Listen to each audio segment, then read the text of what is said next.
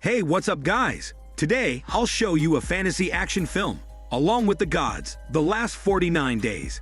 Spoiler ahead, watch out and take care. In hell, one can receive a paragon status not only by living a good life, but also by dying unjustly or prematurely. In the previous episode, the Guardians, Leader, Handsome, and Cutie visited the living world, took the sacrifice firefighter Kim to pass the 7 trials in hell, and finally have sent him to reincarnation.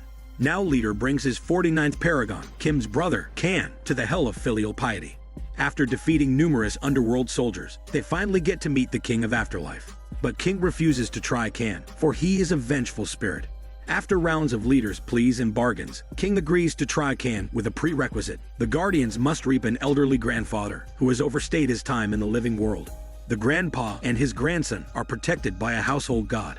King has sent Grim Reapers year after year to perform the mission, but all of them are turned back by the household god. Moreover, the household god has appeared as the muscular guy named Strom to take care of the grandpa and grandson. King adds that Can will be qualified as a paragon only when they are able to prove he is faultless or his death is unnatural. So the trio splits up their work. Handsome and Cutie go to Grandpa's house to smash the incense burner of Strom, while Leader escorts Can through his trials. In the human world, Handsome and Cutie put up a fight with Strom, but lose to him. Later, it's revealed that Strom was a royal painter, and he was even their guardian back then when Handsome and Cutie were escorted to hell. As a result, Strom knows inside out about their lives and deaths. Noting that neither of them remembers him, Strom lets out a sigh. He shares with them the reason why he protects this family. It's all due to his love and concern for the young orphan grandson. Strom promises that he will let them bring Grandpa to hell once the grandson is enrolled in school. Cutie and Handsome return to hell and report everything to Leader. In order to prevent any unforeseen change, Leader orders his 2 assistants to eliminate Strom as soon as possible. After Cutie and Handsome take their leave, Leader sets Can up as bait to get a quick ride from the sea monster to the hell of indolence. Back to the living world, Cutie and Handsome discover that Strom cannot raise a finger at humans. As such, he has no power to stop the lone sharks who come to disturb the family. In the chaos, Strom touches the smelly man shit, which causes him to faint right away. Handsome takes this opportunity to offer help in exchange for information about the two's past. Putting the safety of the grandpa and grandson first, Strom agrees with it. In the blink of an eye, Handsome has beaten all the lone sharks to the ground. Strom then fulfills his promise by disclosing their past. It turns out, Handsome used to be a great general, and the mere mention of his name would scare enemies out of the way. He was also known colloquially as the White Fur General. At the mere imagination of his awe-inspiring appearance, Handsome is shrilled, and even his character changes. As they get closer, Cutie and Handsome find out that Strom has invested all the house demolition payments into the stock market. In order to secure proper education and good care for grandson, they turn to an orphanage. This proves difficult as the admission requires approval from the boy's father, but the father has long run away from gambling debts. Because of that, Handsome, Cutie, and Strom leave the orphanage disappointed. At this time, Strom reveals more about Cutie's previous life. Back then, Cutie set up a safe house in the midst of the mountains to protect and take care of a number of orphans. She took great care of all of them until she died at the age of 18. Back to the trials, Leader and Can move from hell of indolence to hell of violence. But quarrel again breaks out between the two. Leader unfolds his painful past in order to win over the troublemaking soul that does not see any point in reincarnation. Leader's father was an accomplished general. Once during a war, his father had adopted a boy whose parents had passed away. The father took care of the boy and taught him well. Leader did not understand why his father spent so much time and effort on the orphan, and he often bullied the adopted younger brother. The boy's skills gradually improved until one day he easily overpowered Leader. But the jealous Leader cannot accept the fact that he lost to an outsider. Intrigued by such a story, Can willingly follows Leader to the hell of filial piety. But when they cross the desert, the ghouls appear in the most fearful images due to Can's hallucination. At once, the two are besieged and attacked by various kinds of dinosaurs. Even so, Can cannot stop his hallucination. In the end, Leader and Can are swallowed by a gigantic black dragon emerged from underground. While chatting inside the stomach of the black dragon, Can manages to find out more about Leader's past life. Leader painfully recalls that his father loved his adopted brother much more, and even secretly entrusted the war to him. The battle was a failure, and only his brother survived. His father and the 50,000 soldiers all died. Leader was then made the next general to lead the army. Right then, he sent his younger brother to the frontier as a form of punishment. Back to the present, the Black Dragon spits out Leader and Can as they reach the Hell of Betrayal. Can is not aware that he was buried alive by his trusted army buddies. So along the way, Leader gives many hints to prepare him for the shocking truth. But when they are at the Hell of Injustice, Can prefers taking the punishment to believing that he was killed deliberately. In order to support his statement, Leader requests to call up the Junior as the witness. Unfortunately, before the Junior gives a full account, time for the Junior's stay in Hell runs out, resulting in his death. Since no clear proof is provided, God of Injustice cannot issue any ruling, so he releases Can as suggested by Leader.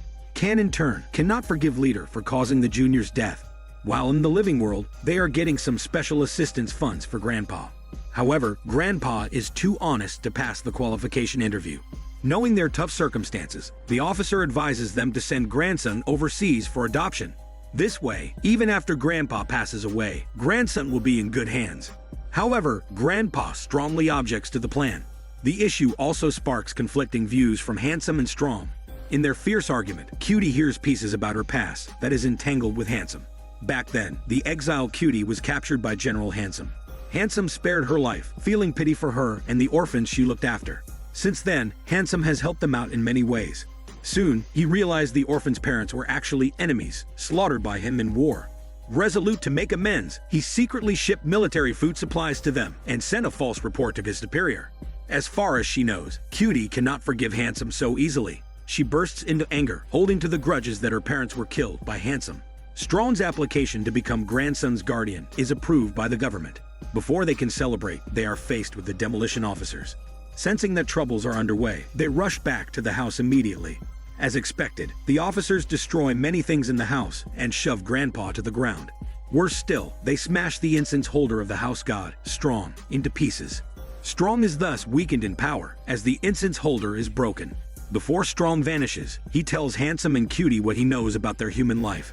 At that time, when military supply was already lacking due to the endless wars, Handsome continued to support the orphans with food.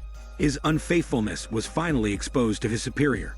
The superior personally came to capture Handsome and punish him. Handsome endured and overcame the painful attacks by wolves and ran to rescue Cutie. He confessed to Cutie he killed her parents, but finally Cutie forgave him. Moments later, however, Strong passes away without finishing the story. When grandson wakes up to find Strong missing, he flees the house with tears. Handsome intends to follow grandson, but he's distracted by grandson's notebook. Combining the messages written in the notebook and Strong's last reminder to them, he realizes that the superior who put him to death is nobody else but the leader. Such a shocking truth has driven both Handsome and Cutie mad. Back to the trials, Leader has brought Can to the hell of violence. In the face of the prosecutor's accusation, Leader requests to withhold the judgment, using his own reincarnation as the bargaining chip. As if it's not shocking enough, Leader requires to have the lieutenant and King to be the witnesses at the next court, Hell of Murder. On their journey to the Hell of Murder, Can presses to know the entire story of Leader's life. It turns out, the adopted brother he drove away is reincarnated Handsome. When the jealous Leader discovered that Handsome had committed treason by feeding the descendants of their enemies, he could not wait to kill him. At the execution, Cutie stabbed Leader with a knife. Leader retaliated by killing Cutie, but succumbed to his own deadly wounds. In his dying breaths, King approached Leader and offered him a chance of redemption. That is to become a Grim Reaper, to work together with Handsome and Cutie, and to help 49 souls reincarnate over the period of 1,000 years. However, while Handsome and Cutie's memories are erased, Leader's memory is kept intact. Only when he accomplishes the Millennium Task, his memories will be cleared to enter reincarnation. Can now realizes that the trial is not only for himself, but also for the Leader. Cutie wants to confirm with Leader if what she heard is true, but tears run down her face. She manages to regain her composure and updates Leader about Strong's death. Leader quickly leads Can to the Hell of Violence, where Lieutenant is seated in court as a witness. To put down the prosecutor's accusation, Leader confesses his own sins of killing Cutie and his innocent adopted brother Handsome. Moreover, he covered up the fact that his father was still alive. Fearing that his adopted brother would assume the position of general, Leader walked away without saving his badly injured father. As a result, his father was left unattended to die in the end.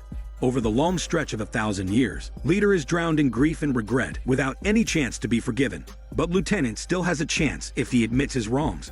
So under Leader's persistent confrontation and persuasion, Lieutenant truly repents and receives forgiveness from Can. Thanks to the Lieutenant's statement, Can is proven innocent. The last trial softens leader's callous heart, leading him to forsake his reckless behavior and attitude. With a renewed mindset, leader now gives more time to grandpa to continue taking care of grandson and even apologizes to his two assistants. Right now, their next paragon, the junior, is wandering at the entrance. In the living world, the stock market sees a revival and surge such that Strong's investment finally makes great returns for the family. At the portal of reincarnation, Ken accepts the king's offer to serve the underworld, but little does he know, King is actually the leader's deceased father. Back to the devastated battlefield, the esteemed general was chosen to take over the job of Afterlife King. Watching what his son had done, he decided to correct his wrongs, so he tearfully accepted the offer with one condition: making his appearance changed before seeing his two sons in hell. As planned, everything finally falls back on the right track. This is Daniel CC Movie Channel. Stay safe and enjoy your day.